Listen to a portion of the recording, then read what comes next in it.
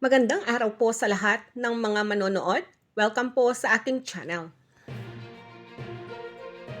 May good news para sa ating mga lolo at lola. Alam nyo ba na suportado ng NCSC o National Commission of Senior Citizens ang Universal Social Pension Bill? Ibig sabihin, mas malawak at mas tiyak na tulong ang naghihintay para sa ating mga nakakatanda. Narito ang balita.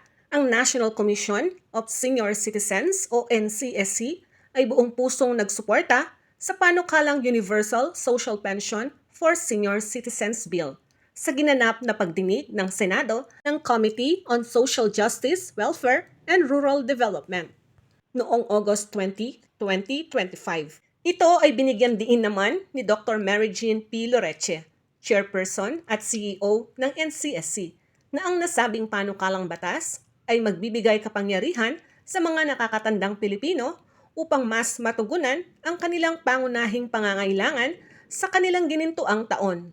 Ang pagdinig ay pinangunahan ni na Senator Erwin Tulfo, na siyang chairperson ng komite at isa ring may akda ng Simplify Government Aid Access Act at Anti-Discrimination in the Delivery of Social Protection Program Act.